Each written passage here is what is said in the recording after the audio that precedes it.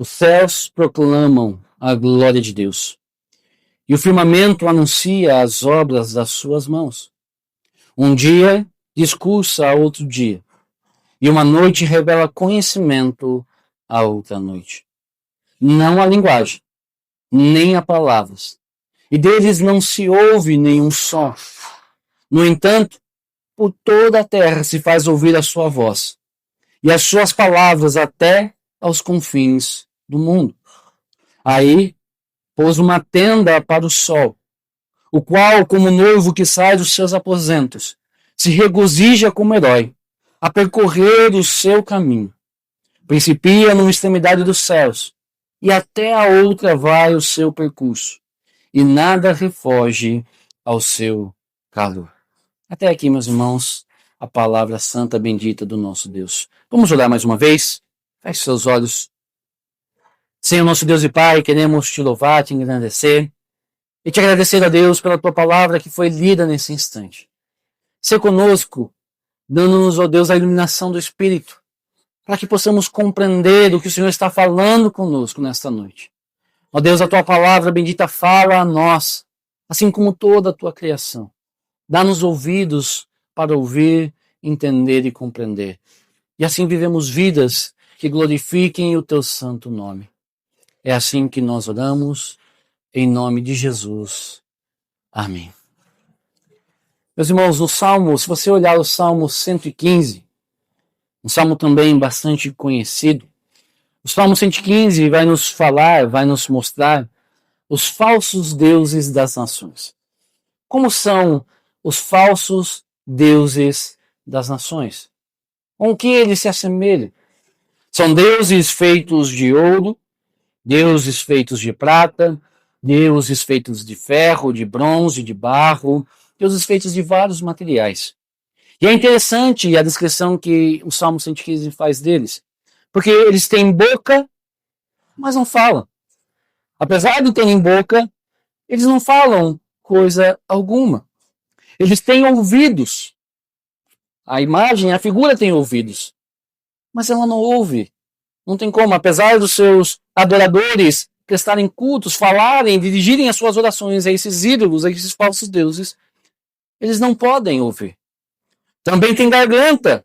A garganta está lá, está feita, está desenhada lá na imagem esculpida, mas nenhum som sai dessas gargantas. Eles têm boca, mas não falam. Têm ouvidos, mas de nada serve porque não podem ouvir. Eles têm garganta, mas não sai nenhum som delas. Quão diferente é o Deus verdadeiro dos deuses falsos? Quão diferente é o Deus vivo, o Deus criador de todas as coisas? Quão diferente ele é dos falsos deuses? E a verdade é que o Deus verdadeiro, ele é diferente porque ele é um Deus que se revela. Ele é um Deus que fala. Ele é um Deus que ouve orações. Ele é um Deus que se comunica. É um Deus com quem nós podemos verdadeiramente nos relacionar. E é exatamente isso que esse salmo, o Salmo 19, nos mostra. Esse salmo é um salmo de Davi que fala de um Deus que se revela. De um Deus que fala a todo instante conosco. E o salmista vai nos mostrar duas, ou quem sabe três maneiras como Deus fala com o seu povo, como Deus fala com as pessoas. E hoje, como eu disse anteriormente, nós veremos apenas uma das formas. E no próximo domingo nós veremos as outras duas formas como Deus fala. E qual é uma das formas como Deus fala com o seu povo, como Deus fala conosco? E essa forma é a revelação natural. Deus fala através da sua criação. É isso que nos mostram esses versículos que acabamos de ver. É isso que nos mostram esses versículos que acabamos de ler. O versículo 1, o verso 1 de Salmo 19 vai dizer: os céus proclamam a glória de Deus. Os céus estão dizendo, estão proclamando, estão falando sobre a glória de Deus. Eu gostaria de chamar a sua atenção para que nos primeiros 2 versos, por 4 vezes, O texto vai nos dizer que há um ato de falar, de anunciar, de proclamar sobre Deus realizado pela criação. Primeiro, proclamam, os céus proclamam a glória de Deus. Depois vai dizer que o firmamento, que é a mesma coisa que céus, uma outra palavra para os céus, ele anuncia as obras de suas mãos. Vai dizer no verso 2 que um dia discursa a outro dia, e que uma noite revela conhecimento a outra noite. Perceba como por todo instante, por todos esses versos, está sendo dito que há um anunciar, um proclamar, um narrar da glória de Deus. O que significa proclamar? Esse termo hebraico aqui traduzido como proclamar, ele fala sobre narrar, sobre contar. E na língua hebraica, ele está na mesma raiz de uma outra palavra, que é a palavra livro. Livro. Como um livro que narra, que conta uma história, que fala sobre algo. Como um livro que revela conhecimento, que revela detalhes, informações sobre algo ou sobre alguém. Assim é a criação de Deus, que narra, que conta, que fala sobre a glória desse Criador. Toda a criação está narrando, proclamando, contando que esse Deus Criador é um Deus de glória. É um Deus glorioso. É um Deus majestoso. Não é sem razão que, por exemplo, uma confissão da época da Reforma, bastante conhecida, a confissão belga, vai dizer que existem 2 livros que Deus escreveu. Um é a revelação especial, as Escrituras, a Bíblia, como nós a temos. Nós falaremos sobre ela mais à frente, no outro domingo, que o salmista também vai falar sobre ela. Mas o outro livro é justamente a criação. É um livro que nos fala sobre a glória de um Criador. E não é apenas o Salmo 19, meus irmãos. Toda a Escritura é unânime em dizer, em falar sobre isso. Em dizer que a criação é um dos modos de Deus se revelar. Por exemplo, Romanos, capítulo 1, versículos 19 e 20. É um texto que nós vimos anteriormente, no momento de contrição, mas eu gostaria que você abrisse novamente Romanos, capítulo 1, versículos 19 e 20.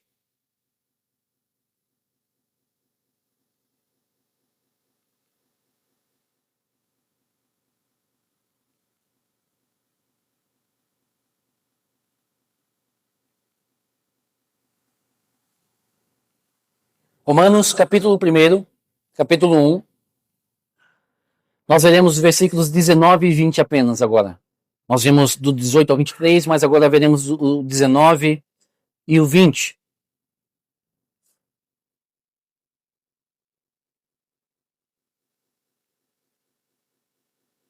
Assim diz a palavra de Deus. Porquanto, o que de Deus se pode conhecer é manifesto entre eles, porque Deus lhes manifestou. Porque os atributos invisíveis de Deus, assim o seu eterno poder, como também a sua própria divindade, claramente se reconhecem desde o princípio do mundo, sendo percebidos por meio das coisas que foram criadas. Tais homens são, por isso, indesculpáveis.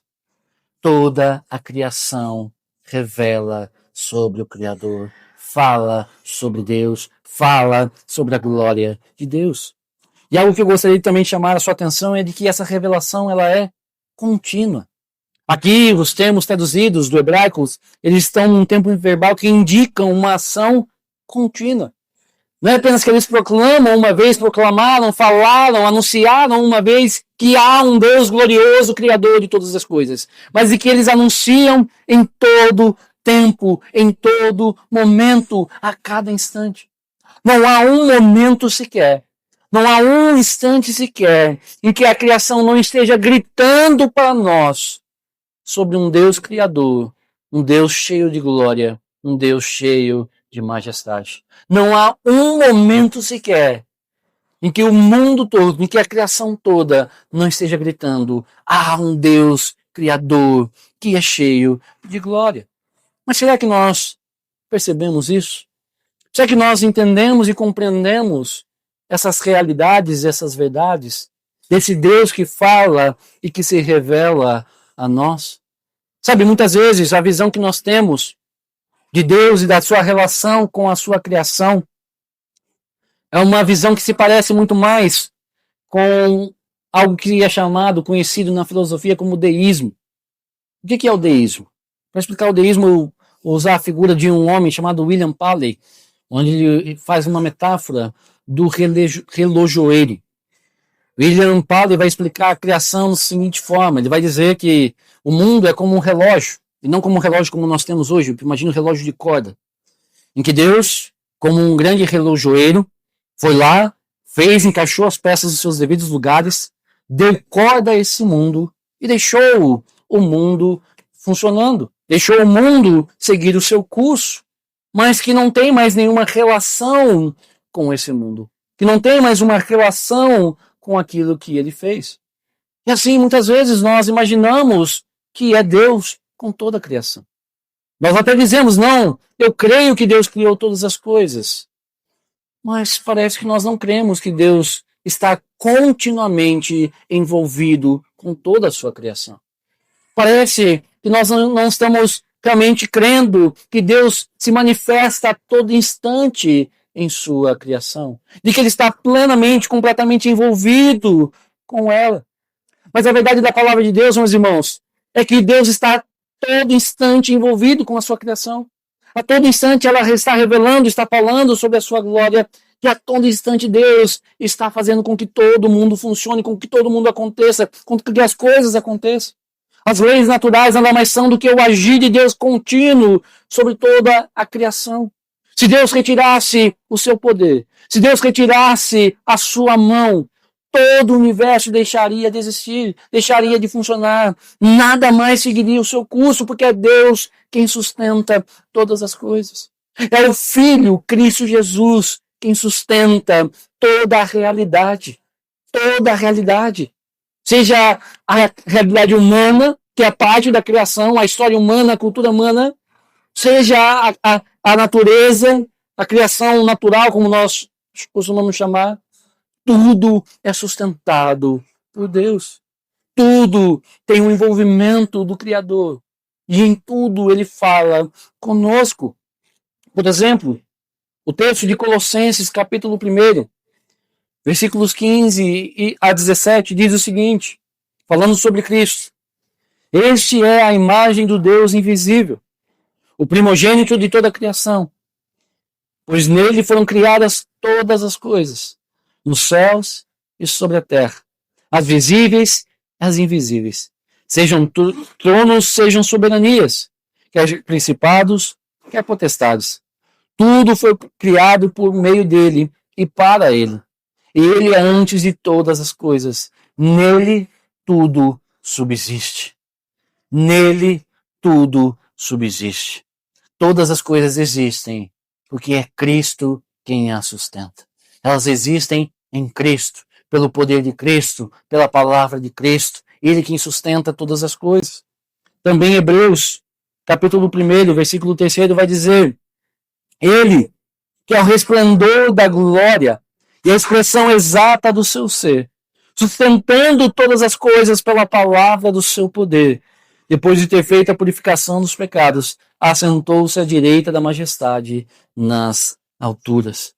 Ele é aquele que sustenta todas as coisas pela palavra do seu poder.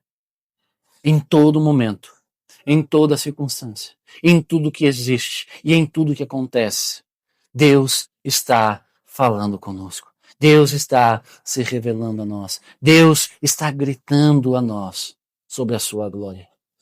Deus está se mostrando glorioso. E o versículo 2, o verso 2 desse salmo vai nos falar novamente sobre isso. Ele vai ampliar, repetir e ampliar o primeiro verso.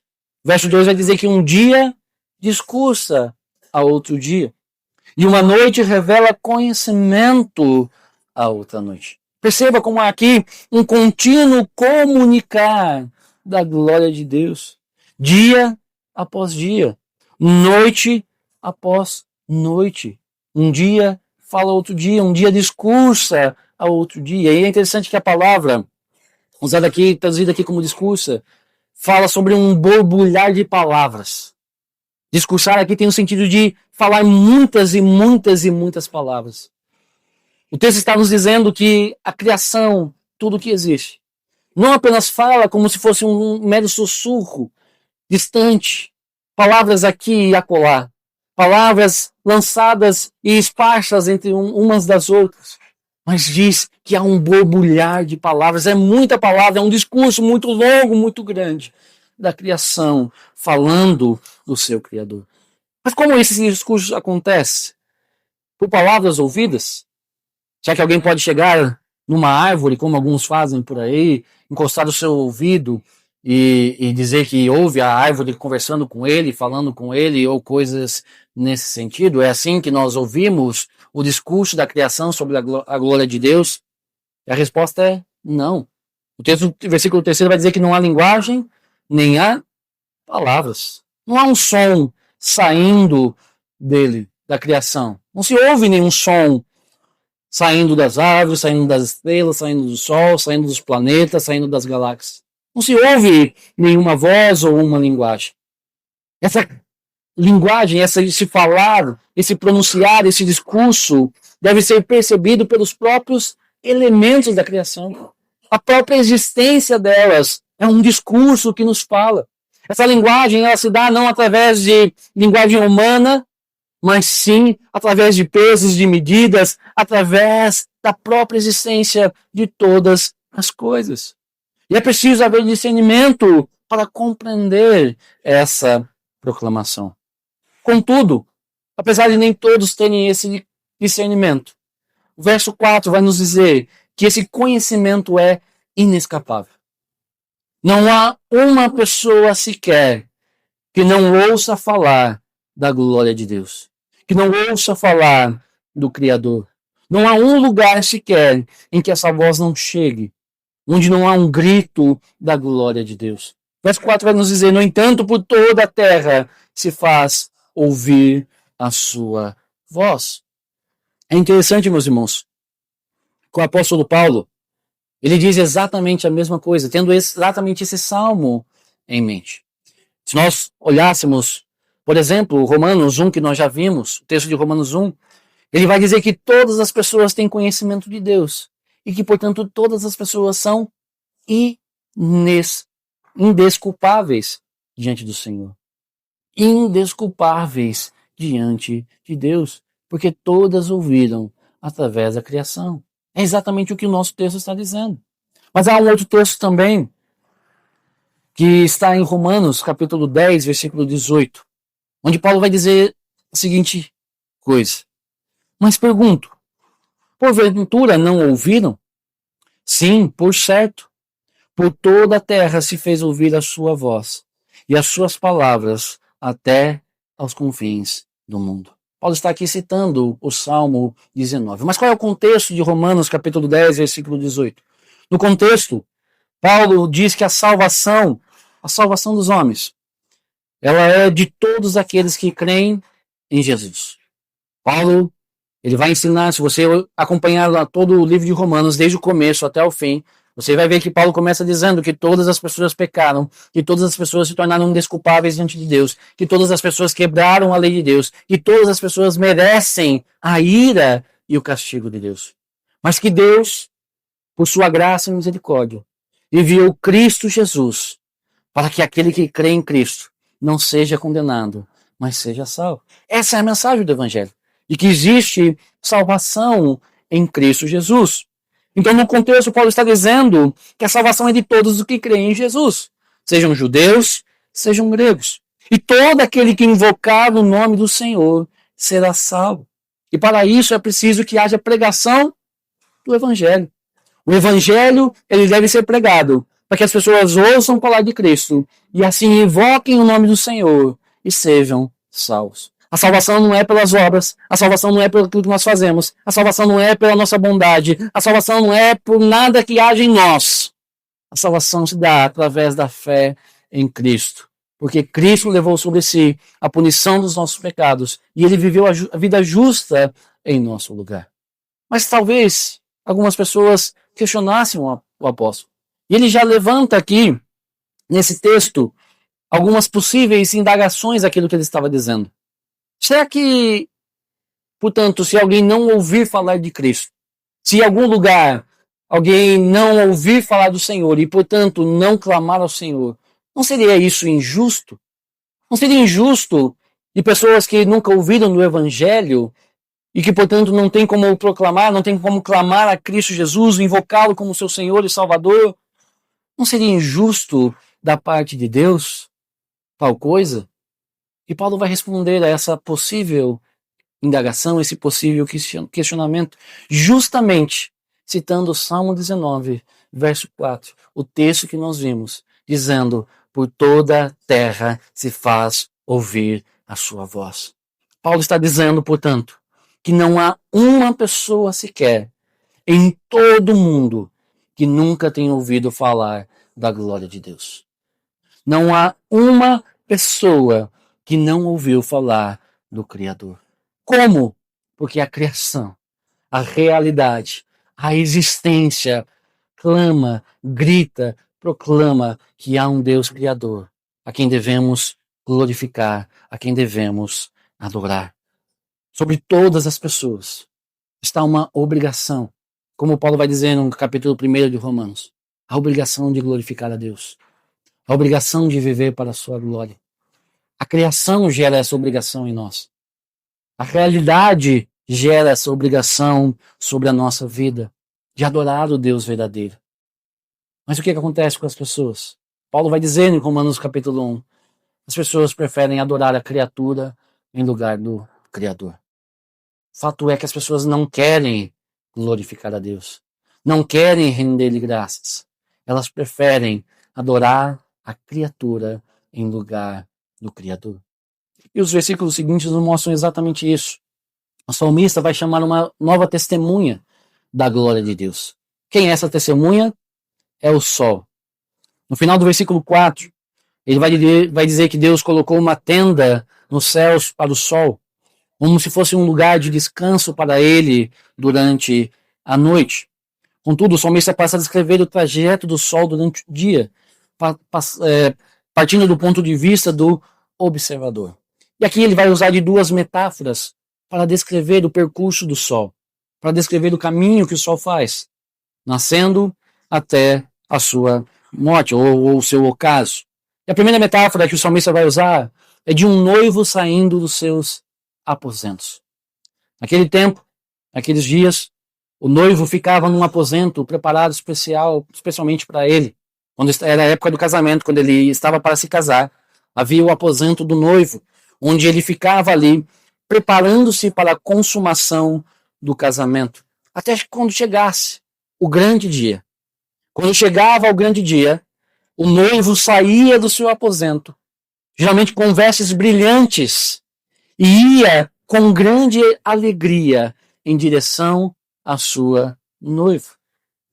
E o salmista está colocando o sol como se fosse exatamente esse noivo, saindo dos seus aposentos, com essa grande alegria para anunciar a glória do Criador.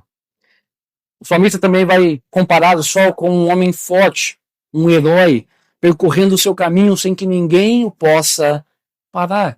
Assim é o sol que percorre de um lado da terra até o outro, e nada pode escapar ao seu calor. Ou seja, o seu testemunho é visto em todos os lugares. Há alguém que nunca jamais esteve sob a influência do sol? Alguém que nunca viu o sol, e não apenas viu, mas sentiu o calor do sol? Há alguém nessa terra que não experimentou isso? Não existe. Não existe alguém, a não ser alguém, uma criança que morreu no ventre de sua mãe. Não existe ninguém que não experimentou o calor do sol. Portanto, diz o salmista, também não há ninguém que não tenha ouvido falar da glória de Deus. Se já experimentou o calor do sol, já ouviu falar da glória de Deus. E por que o salmista usa justamente o sol como uma espécie de testemunha? Porque no Antigo Oriente Próximo, o sol era visto como um Deus. As pessoas cultuavam, adoravam o sol como se ele fosse uma divindade. Uma das mais conhecidas é Shamash, o deus sol babilônico. Esse Shamash, inclusive, era chamado de o grande noivo. E os babilônicos atribuíam a ele toda a justiça e retidão. Inclusive foi ele quem guiou Hammurabi, as famosas leis de Hammurabi conhecidas, a escrever essa lei no cume de um monte. Mas o que o salmista está mostrando a nós aqui, meus irmãos, é que o sol não é um Deus. Ele não é uma divindade, coisa nenhuma. Ele é parte da criação do verdadeiro Deus. E é uma testemunha da glória de Deus. O verdadeiro Deus, Criador, justo, reto, que entregou a sua lei perfeita para o seu povo, é Yahvé, o Senhor que se revelou a Israel. É exatamente sobre isso que o salmista passa a falar nos versos seguintes, e que nós veremos numa próxima oportunidade. Mas o que nós aprendemos com esses versos? O que nós podemos aprender com esses 6 primeiros versos que falam sobre a revelação de Deus na criação? Talvez até agora você me ouvindo, talvez você questione, pastor, tudo isso é muito legal, tudo isso é muito interessante, tudo isso é muito bacana, mas o que isso muda a minha vida no dia seguinte? O que isso muda a minha segunda-feira? O que isso muda o preço da banana na feira? O que isso muda na prática na minha vida? E eu gostaria de trazer algumas aplicações. Em primeiro lugar, eu gostaria de mostrar a nós que, assim como um artista se revela na sua obra de arte, assim é Deus com a criação. A criação tem muito a nos ensinar, a nos falar sobre Deus. É claro que, por conta do pecado, nós desaprendemos a ouvir a voz de Deus na criação. Há um problema intrínseco em nós, que é o pecado, que faz com que nós reinterpretemos a criação ao nosso bel prazer e contra a glória de Deus. E é por isso que nós precisamos do segundo livro, o livro que é chamado Escritura, que vai nos ajudar a interpretar corretamente toda a criação, a entender como ela fala sobre a glória de Deus, mas o fato é que nós podemos olhar para a criação e podemos aprender e ver a glória de Deus. Não apenas podemos, como nós devemos ver da glória de Deus. E, meus irmãos, eu fico pensando e questionando, eu estava pensando sobre isso esses dias. Quando foi que nós perdemos o senso do deslumbramento diante da criação de Deus? Quando foi que nós paramos de olhar para o mundo, olhar para a criação, olhar para nós, seres humanos que somos parte dessa criação, para toda a subcriação que é a criação humana, para toda a ciência, para toda a cultura, para toda a literatura, para a história humana, para tudo que existe nesse mundo, e perdemos o senso de deslumbre, o senso de peso da glória de Deus. Parece que nós perdemos isso.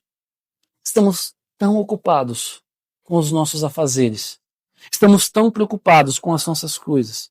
Tão preocupados com as tarefas do dia a dia, correndo para lá e para cá, que nos esquecemos de glorificar a Deus. Que nos esquecemos que a criação toda grita sobre um Deus glorioso. Nós olhamos para uma criança que nasce, para o nascimento de uma nova vida. Parece que virou algo comum. Virou algo simples. Virou algo corriqueiro. Esquecemos de perceber o valor que há nisso. O valor e como isso revela a grandiosidade de Deus. Nós olhamos para um casal caminhando junto, se conhecendo. Nós perdemos o valor de como Deus criou. Foi Deus quem criou a família, foi Deus que criou as pessoas para se relacionarem. E parece que perdemos esse senso de deslumbre diante daquilo que Deus está fazendo.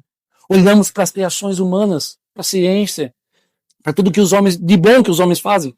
É claro, os homens também pervertem as coisas, os homens também fazem coisas ruins, mas há coisas boas sendo criadas, sendo feitas nesse mundo. Mas nós esquecemos de glorificar o Criador, que deu a capacidade, que deu a inteligência, que deu os recursos, que levou o ser humano a criar todas essas coisas. Perdemos o senso de deslumbre. Parece que nós não ouvimos mais, nos tornamos surdos. para a criação que grita sobre esse Deus glorioso. E quando nós deixamos de glorificar a Deus, nós estamos nos tornando surdos para a realidade à nossa volta. E isso é um erro, isso é um problema. E o fato é que nós somos indesculpáveis. Indesculpáveis. Nenhum de nós poderá chegar no último dia e dizer: Senhor, eu não te conhecia. Eu não ouvi falar da sua glória. Eu gastei toda a minha vida com coisas que não valiam a pena. Eu gastei toda a minha vida deixando de te glorificar, porque eu não ouvi falar da sua glória. Mas o fato é que nós não poderemos dizer isso, porque a todo instante estamos ouvindo da glória de Deus. Qual é a obrigação que está sobre nós, sobre a nossa vida? O que isso fala sobre nós? A nós. A obrigação que está sobre nós é de glorificarmos a Deus. É de vivermos vidas que exaltem o nome do Senhor. Nós somos parte dessa criação. Não se esqueça disso. Às vezes a gente se esquece de que é criatura também. Somos filhos de Deus, mas somos criaturas de Deus. E fomos criados para o quê? Fomos criados para glorificar a Deus. Fomos criados para a glória de Deus. Fomos criados para viver vidas que glorifiquem ao grande Criador. E devemos fazer isso em tudo que fazemos. Sabe, muitas vezes nós perdemos completamente o sentido da vida e da história e da realidade quando deixamos de perceber Deus em tudo. Quando deixamos de perceber que o sentido da história é Deus. Parece que a vida virou um vazio, um nada, sem sentido. Caímos naquilo que a filosofia vai chamar de niilismo, que parece que não há sentido para a história, não há sentido para o mundo, não há sentido em coisa alguma. E é assim que nós vamos vivendo. Como se a vida fosse dia após dia, esse caos, sem sentido, sem objetivo, sem nada. Mas há um objetivo, há um sentido, há uma razão de tudo que existe. E a razão é glorificar a Deus, incluindo eu, incluindo você. Nós devemos viver para a glória de Deus. Seja na sua família, seja no seu relacionamento com seus filhos, seja nas suas amizades, seja no seu trabalho.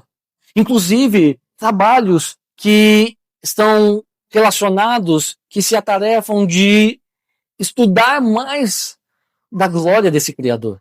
Sabe, esse tipo de textos, salmos como esse, foram um grande impulso aos protestantes para que eles contribuíssem decisivamente para a chegada da ciência moderna. Não sei se você sabe, mas o protestantismo deu grandes contribuições ao desenvolvimento da ciência moderna. Os protestantes, os primeiros protestantes, os puritanos se envolviam grandemente e proporcionalmente muito mais do que outros com a ciência. Se você, por exemplo, for lá no Royal Society, na Inglaterra, que é uma sociedade criada para incentivar a ciência, incentivar o desenvolvimento, incentivar a pesquisa científica, lá na declaração da existência dessa Royal Society, está dizendo que eles existem para descobrirem, para estudarem o mundo, a criação, e assim glorificarem Deus cada vez melhor e cada vez mais. Mas parece que nós perdemos isso, esse incentivo. Em muitas igrejas, em muitos lugares, fazer ciência, estudar, ter uma profissão, é quase como algo demoníaco para algumas pessoas. Ou, no máximo, é algo que não tem relação alguma com a nossa fé, não tem relação alguma com a nossa vida com Deus, quando é exato o oposto. Tudo que nós o fazemos para a glória de Deus. Inclusive, estudar a criação de Deus é para a glória de Deus. Eu gostaria de incentivar jovens aqui a estudarem mais desse mundo glorioso que Deus fez. E, através do estudo desse mundo, glorificarem cada vez mais ao Senhor. Trazerem cada vez mais glória a Deus. Mas mesmo que você não se atarefe de estar inserido num estudo da física, da química ou coisas assim, lembre-se de que a sua vida é para a glória de Deus. O seu trabalho é para a glória de Deus. A sua história é para a glória de Deus. Porque todas as coisas criadas existem para glorificar a Deus. Tudo existe para glorificar a Deus. É isso que Paulo vai dizer lá em Romanos. A criação coloca sobre nós esse peso de glorificarmos ao Senhor. Além disso, nós também podemos aprender de outras formas. Por exemplo, Jesus nos chama a aprender mais do Pai e do seu cuidado através da observação da criação. Lá em Mateus capítulo 6, versículos de 26 a 30, Jesus vai dizer o seguinte: observai as aves do céu, não semeiam, não colhem, nem ajuntam em celeiros. Contudo, vosso Pai Celeste a sustenta. Porventura não valeis vós muito mais do que as aves? Qual de vós, por ansioso que esteja, pode acrescentar um côvado ao curso de sua vida? E por que andais ansiosos quanto ao vestuário? Considerai como crescem os lírios do campo. Eles não trabalham, nem fiam. Eu, contudo, vos afirmo que nem Salomão em toda a sua glória se vestiu como qualquer deles. Ora, se Deus veste assim a erva do campo, que hoje existe, e amanhã é lançada no forno, quanto mais a vós outros, homens de pequena fé. Se aprendêssemos a ouvir a criação, Jesus está dizendo, se aprendêssemos a ouvir a criação e percebêssemos como ela fala sobre Deus, sobre quem esse Deus é, não andaríamos ansiosos por coisa alguma. A criação fala de um Deus que cuida, fala de um Deus que provê, fala de um Deus que sustenta todas as coisas. Então, por que andarmos ansiosos? Perceba como Jesus nos ensina a enxergar, a olhar para a criação e aprender a ouvir a sua voz. A própria Bíblia, usa diversas comparações entre Deus e a criação, para que nós compreendamos melhor os atributos de Deus. Deus é comparado a uma rocha, para nos mostrar que Ele é forte, que Ele é firme, que nele há segurança. Ele é comparado a um fogo consumidor, para nos falar sobre a sua ira, sobre a sua justiça. Deus é como os montes de Sião que estão em volta de Jerusalém para o seu povo. Como fala sobre o cuidado de Deus, fala sobre a proteção de Deus para com o seu povo. Deus está falando o tempo todo através da sua criação. A grande pergunta é: estamos prontos para ouvir? Estamos prontos para escutar a sua voz? Sabemos ouvir? Reconhecemos a voz de Deus? Há muitas pessoas que reclamam e dizem: Deus não fala comigo. Deus não fala comigo. As pessoas querem ouvir de formas extraordinárias a voz de Deus. Mas a verdade é que Deus está falando conosco o tempo todo. Deus está se revelando a nós o tempo todo. E nós precisamos escutar a sua voz. E nós precisamos responder à sua voz. E que resposta é essa? Glorificando o seu nome. Talvez você seja uma pessoa que está aqui nessa noite e que passou a sua vida inteira ignorando a voz do Senhor. Se esse foi o seu caso, nesta noite o Senhor está te chamando a se arrepender e a ir a Cristo e a confessar que Ele é Senhor. E a partir de hoje, viver uma nova vida que glorifica ao grande Criador. Faça isso. Faça isso. Responda à voz de Deus.